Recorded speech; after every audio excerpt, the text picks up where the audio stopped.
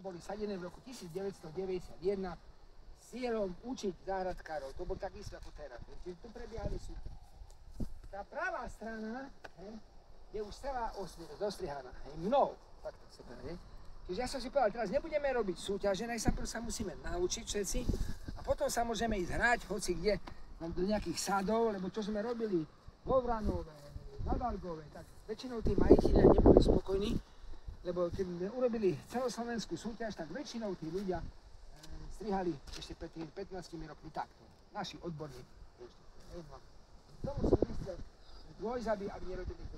Čiže tieto jablone boli zakrácované počas mesiacov máj, jún, čo ste tu chodili, tí, čo ste chodili.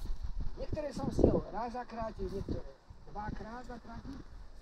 A teraz po tom zakrátení vy musíte hľadať tie odbočky na tú výšku, ktorú vy chcete. Chápete? To isté.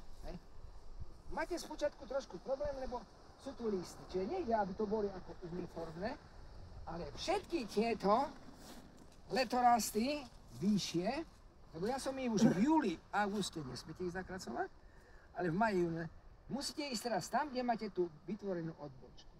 Keď ste v maji, v júni nič nerobili, tak odbočky nemáte, len tie špice. Takže toto všetko ide dole a teraz tým kolom hľadám po tom zakrátení, ktoré som tu robil, ktorá odbočka, tu bola urobená, ktorá odbočka je najlepšia pre nás. Čiže odbočky musia byť len krátke. To znamená 10-15 cm, takéto, toto sú odbočky, toto je už veľká, lebo neudrží ten strom, tie jablka, alebo hrušky. Preto a tiež sú tie odbočky len listové pučiky. Tiež to nesmiete toto cvaknúť. Čiže ja mám rád tú dĺžku maximálne do tých 20-25 cm. A teraz tu na. Kde je tá odbočka? Ja ju vidím tu na. Čiže všetko toto musí ísť na tú odbočku.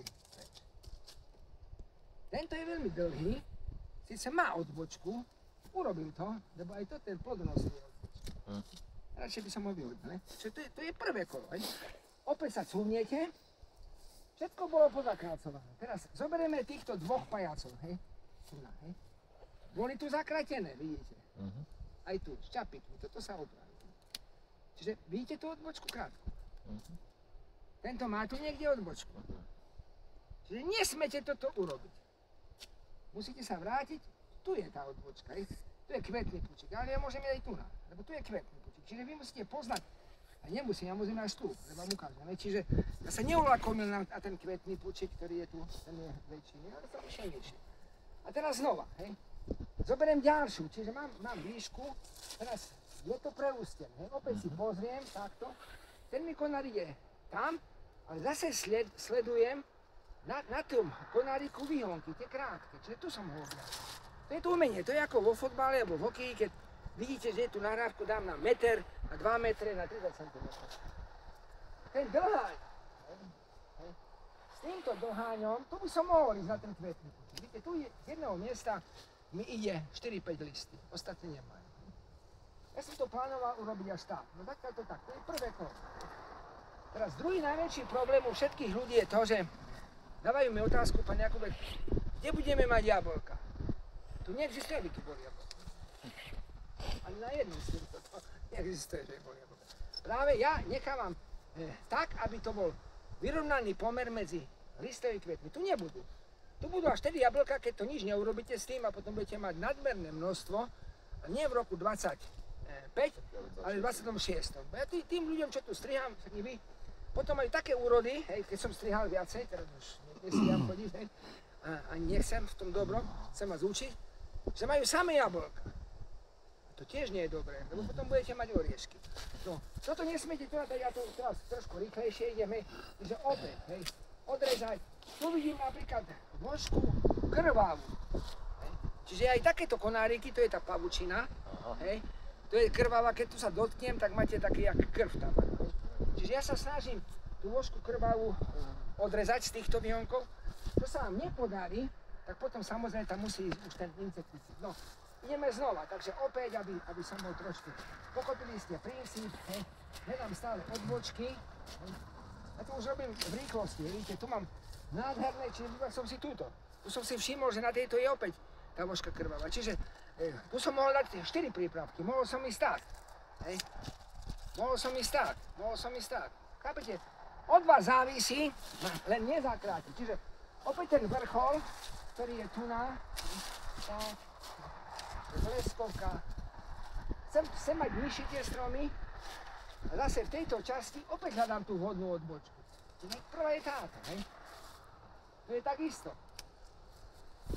Ale kvôli tomu sú tie odbočky, že sme to zakrácovali v mesiaci máj, jún. Ináč by si nemali.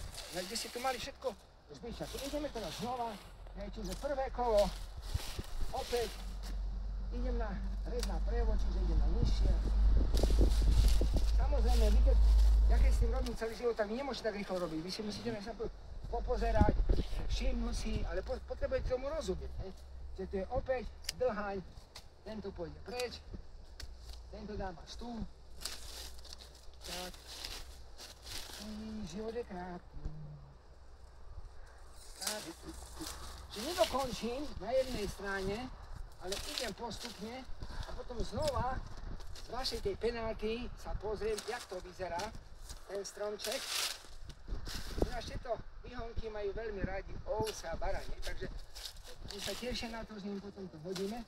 Ideme znova. Takto. Toto si robte, vážení, ten upravovací rez počas tých 6 mesiacov. Ja som tieto tu nechal ako v každom meste len kvôli vám. Hej, to nie je výhovorka, že som to, je tu toho veľa, ale čo aby ja som naučil v Nitre na agrokomplexe, keď tých 20 stromov by som zjedol za hodinu. Hej. Čiže agrokomplex je tam 5 dní, čiže ja vždycky na tých poličkách nechám takto zanedbané stromy úmyselne, hej, že by som mal čo ukázať tým ľuďom. Hej. Nie, že som to výhovorka. Ideme znova na ten prevod. Tak. Ideme tu na, vidíte, aj slnečko vyjde. Za chvíľu.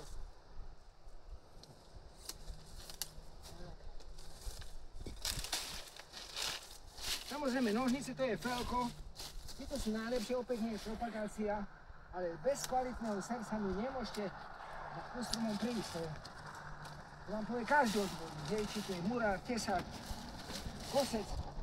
Čiže opäť ideme, hej, čiže tu je opäť, hej, radikálny výskyt vožky krvavej, lebo ja nestriekam, hej, takže ide to preč. Ale tam môžete, nemusíte celý strom striekať, keď zopár tých nádorov ja tam uvidím, tak to môžete individuálne, aj so štecom potom, hej, natriekať. To nemusíte prekázať, z tej strany. Áno, tak to nevadí. Osa je moja kamarátka, nesmete. Za mnou idú tie mladé, aj osy, aj včielky, takže aby som to odľahčil. Tak mám... Na vrchu, hore. Nie, nebíte ju, však ona chce žiť. Dobre. Nemusím hovoriť, lebo robím to isté, čo som vám tam vysvetľoval. Vysledujte výšku, ja sa potom vrátim, že ja to robím už automaticky a potom sa vrátim na tú penátu, keď sa nebudem po každom reze tých tenkých koňárov behať, hej, na tú väčšiu vzdialenosť. Tak, teraz idem z tej strany. Život je záležitý, takže žiadna zima je. Nie, tak toto obdobie je najkrajšie. Teraz vám poviem jednu vec, čo tu je môj vir. Keď sme boli, kde sme to boli? Bystrom a bolo -18 a my sme dvaja. Kde je to?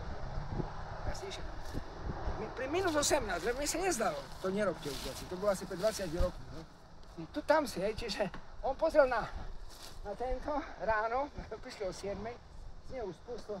On není možno, tak nerobte, hej, čiže nech tá teplota bude nad nulou, som dobro, hej, čiže opäť odbočky. Tie stromy pekne prežili, nič sa nestalo, ale ten rez nie je taký hladký. Čiže nájdete si doma teplotu, máte dosť času a potom tie čapiky, ktoré sú tu, samozrejme, tu odstraňujete. Opäť slúži. Je to radosť robiť a keď budete tých 6 mesiacov tu upravovať, tak neexistuje, aby ste mali veľké rezné rany, to neexistuje. Čiže nie raz, dvakrát do roka, alebo raz za 10 rokov rezať stromy. Čiže tam budú len ľahučké a malé rezné plochy, ktoré vy pekne si upravíte počas roka nožničkami.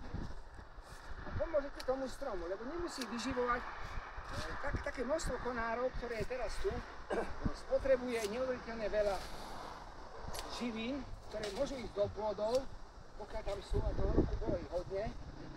Čiže teraz takto, tak, tak. Neuveriteľné takto, tu sú 3 a 4 naši členovia, čo sú tu teraz, veľmi schopní. A ten rez urobili podobný, tvrdý ako ja. A tam, kde mali bývalí členovia takéto plodíky, ktoré sú nádherné, krásne jablka, po tých hlbokých rezoch, hej, čiže odstránili sme polovicu z tých jabloní a tie stromčeky sa nám podviačili. Ináč nemajú šancu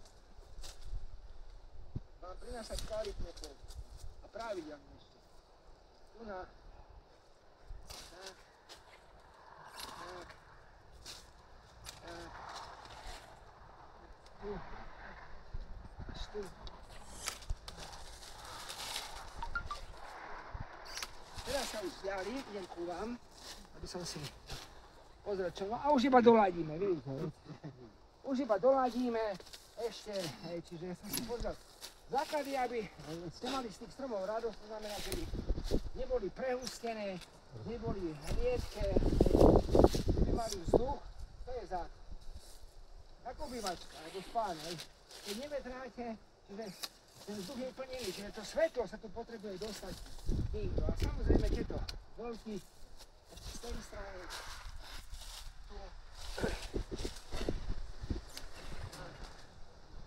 Potom tie kríženky všelijaké, hej. Povedzte, ja tak šetrím obraz, ešte aj tu idem na kvetný kúčik, čo by som nemusel, hej. Čiže niekomu sa to zdá, že odstraňujem veľa, príklad, hej. Ale práve opačne. Ja sa vždycky zastavím tam, kde vidím kvetné púčiky, lebo to je budúca úroda, ale tých kvetných púčikov tiež tam nemôžete mať veľa, lebo ten strom to neudrží. Idem z tejto červesy. A je zmenený strom fakticky za 5-10 minút. Že nie rýchlovka, musíte tomu rozumieť, hej, čiže vy sa doma, a ešte, keď mi niekto povie, teraz v pokoji, hej, také detailíky, že vy tu vidíte, že ja sa snažím všetky tieto väčšie púčiky, to je podnosné, ponechávať. A nové, tie krátke, len toľko dať, hej, že sa premenia opäť na kvetné, aby ten strom to udržal. A keď sa pozriete na tie devastované, dá sa povedať, hej, takzvané rezné rany, ktoré sú, a že by už najradšej ľudia to vyhodili, hej, to nevyhadzujte, čiže ako náhle je taká listová plocha na stromoch, tak ste vyhrali, hej, lebo tie pletivá, ktoré sú tu, hej, keď tu, toto ocot s vodou, s tým sa netrápte. Hej, ja také dutiny stromov po celom Slovensku, hlavne na agrokomplexe, lebo tam najviacej v Nitre zanedbali, čo ma dosť prekvapilo, lebo tam je vysoká škola, hej, ja som študoval, a tí študenti tam sa učia, a nie, že by šli robiť do toho sadu, kde my chodíme robiť, hej, a potom nemajú prax, hej, ja v tom dobre, to je nekritizujem, ako no, aj keď to tak vyzerá, čiže opäť ešte tu robím previerku, hej, týchto, čiže od vás, konáríkov, od vás závisí, koľko tam chcete tomu stromčeku dopriať, hej, čiže ešte také mučnátkov napadnuté, čapiky, čo som vytvoril, hej, tu na ešte môžem ísť, hej, čiže také doľaďovanie, hej, tohto stromu. Ešte tu robím priestor.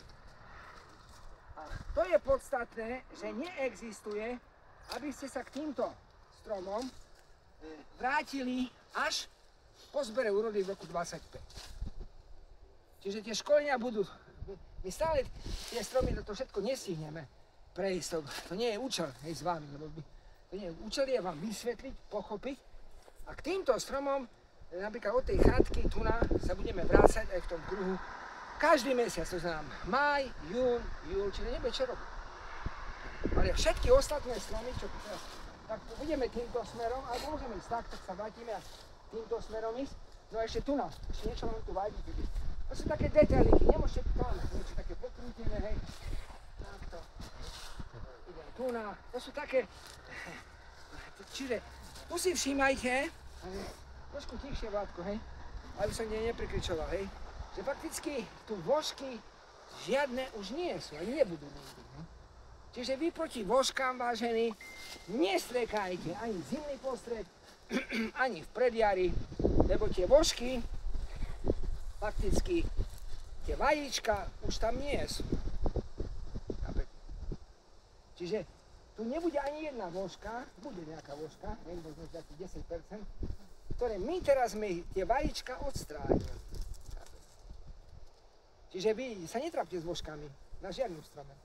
Pretože musíte vedieť, ja myslím, že každý vie, že vožky prezimujú vajíčkami, nie že mravec, už to aj nebudem používať, ja som vždycky používal tú jednu vetu a tiež som tomu veril 20 rokov, najmenej, že Ferdo mravec zberá vajcia a vožky a nosí ich na stromy. To neexistuje. A nebol to blúd skutočne. Ja som tomu veril aspoň 20-30 rokov. A tak, keď som sa rozprával s týmto molnárom, ochranármi, teraz samozrejme Matlak tam je, už teraz to dávno, čiže ja som ich musel učiť v tom dobrom, že neexistuje, že by Ferdo mravec zberal, musíte vedieť, ako prezimuje škodca. Škodca, vožka, prezimuje vajíčkami na tých letorastov. Vožka nenakladie na vajíčka na starú nejakú jablo tu na konáre alebo na betón, lebo tam keby nakladla vajíčka, vožka alebo na tú obruč tam, železnú alebo betónovú, hej, keď sa vyliahne v máji larva, môže si sa, čiže oni všetky tie vožky nakladú vajíčka vždycky tu na tieto mladé, či to je hruška, či jablon, či slivka. A tým, že toto urobíte, hej, odstránite, tak fakticky zlikvidujete aj vajíčka vožek. Čiže tu v máji alebo v apríli nebudú, na tých stromoch ich neexistuje, ale potom už opäť na tých prirastkov, lebo vožka má 10 generácií, už znova budú vožky. Ale my tým, že v máji a v júni budeme to zakracovať, čiže my to budeme likvidovať mechanicky. A robiť z toho výluhy, to je robí. Viete, aký to je pokrm, ako výluh, ako organická hmota pre celú zeleninu, pre všetky stromy. Čiže dajte toto všetko do kadi, pekne tie maličké, hej, ktoré sú, hej, vožkami. Takto, za 2 týždne máte výluh, tak jak slepačitrus a polievajte zeleninu, všetko, stromčeky. Keď máte toho veľa, dávajte to do kompostu. No, tak poďte ďalej, ideme tu hore.